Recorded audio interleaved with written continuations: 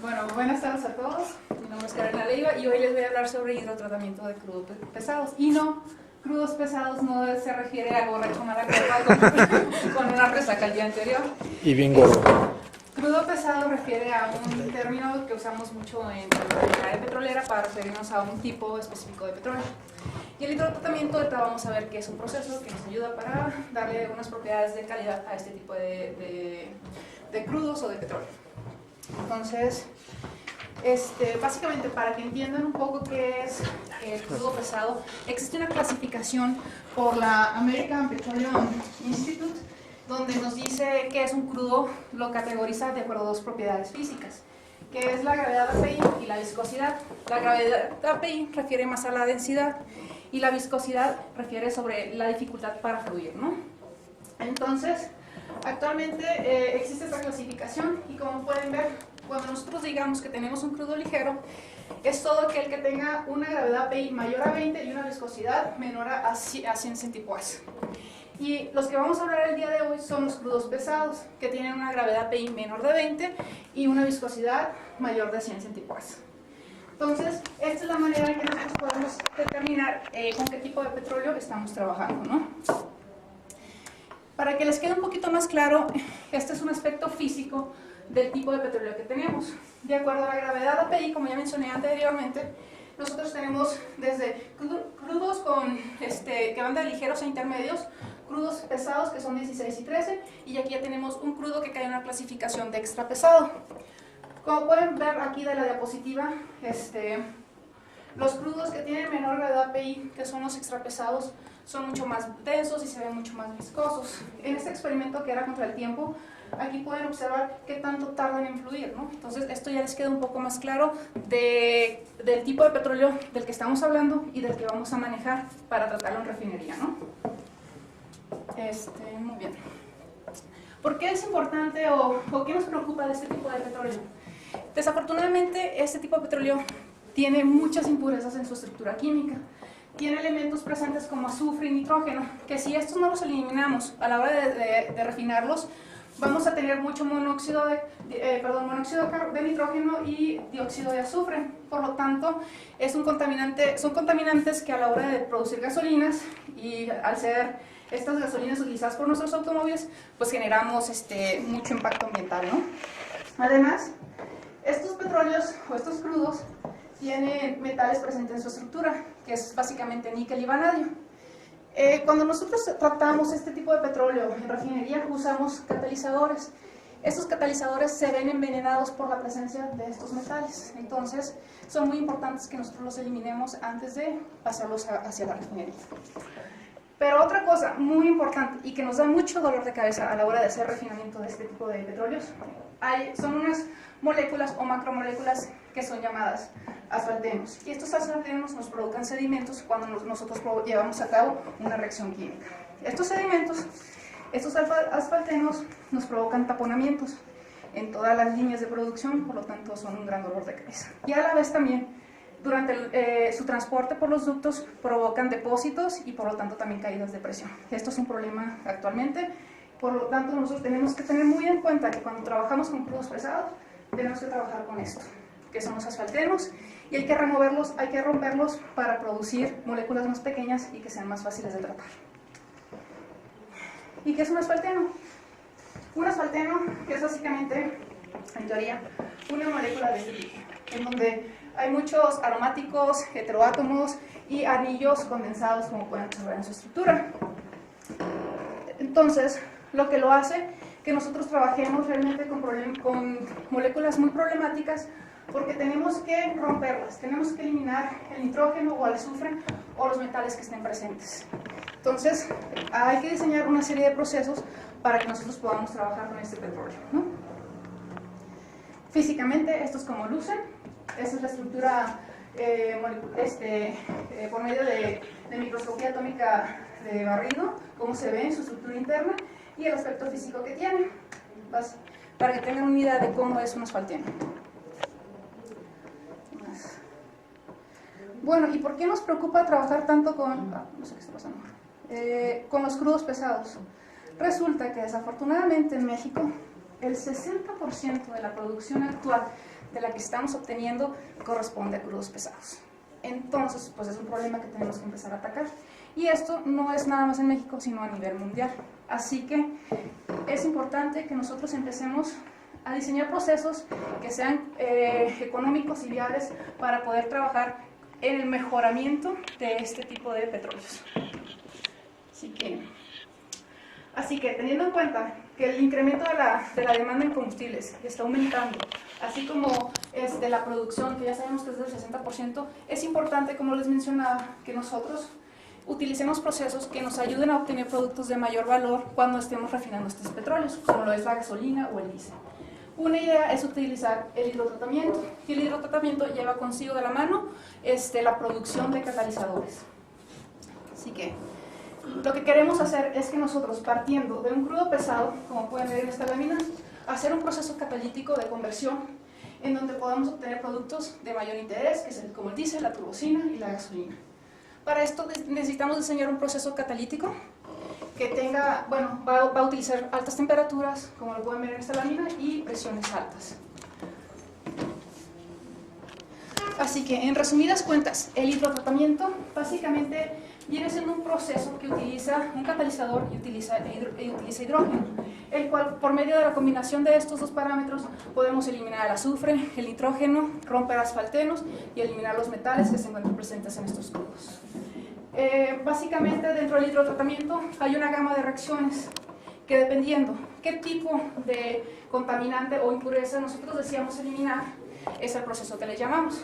Partimos desde un HDS, que es la hidrodesulfuración para eliminar el azufre.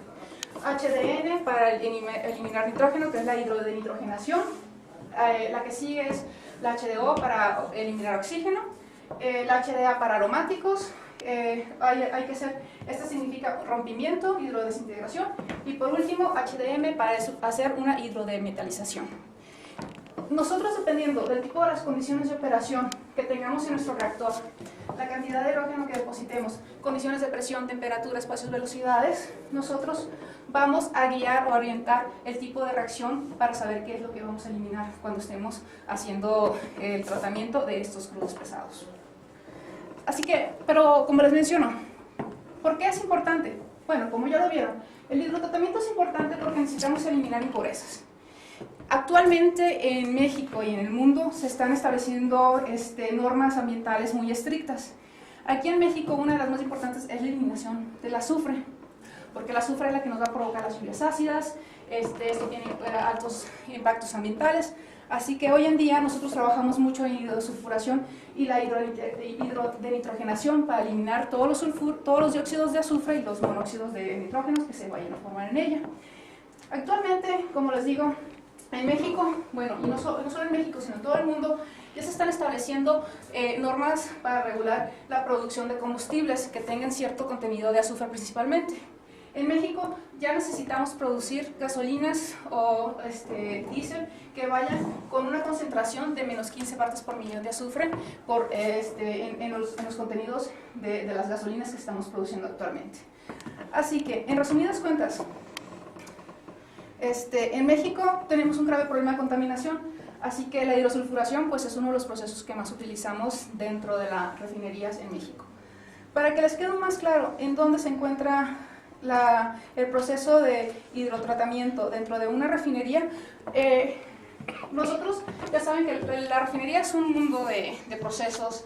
Así que nosotros básicamente establecemos un proceso de hidrotratamiento sobre hidrosulfuración después de la destilación primaria, cuando tenemos una serie de productos de importancia para eliminarles ese tipo de azufre. Así que nosotros tenemos que tener en cuenta que el hidroprocesamiento o el hidrotratamiento de crudos pesados actualmente es un tema muy importante en refinería para nosotros poder darle la calidad a este petróleo, hacerlo comerciable para venderlo, eliminarlo o si no, eliminar sus impurezas y poder procesarlo como se debe en la refinería. Así que por su atención, muchas gracias. Bravo. Muy bien. Preguntas para la compañera. Oye, una pregunta. Yo no soy experto en esto de la hidrolización, pero no significa que entonces los petróleos que manejamos aquí en México ¿son de buena calidad para el resto del mundo? No. ¿O no tienen la calidad que quieren los demás? No, para nada. De hecho, bueno, tú puedes extraer diferentes tipos de petróleo.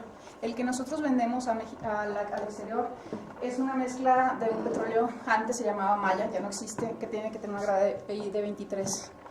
Entonces, actualmente ya no se tiene, así que por eso nosotros empezamos a trabajar con crudos pesados para hidrotratarlos, aumentarles esa gravedad PI, mezclarlos con otros ligeros y obtener esa mezcla que se vende. Entonces, el hidroprocesamiento, el hidrotratamiento es una de las herramientas que te ayuda para poder darle esa calidad a ese petróleo que necesitamos vender. Como puedes ver, el 60% de la producción cae en crudo pesado, por lo tanto, nosotros tenemos que empezar a trabajar con ese petróleo para poder seguir siendo productores de petróleo.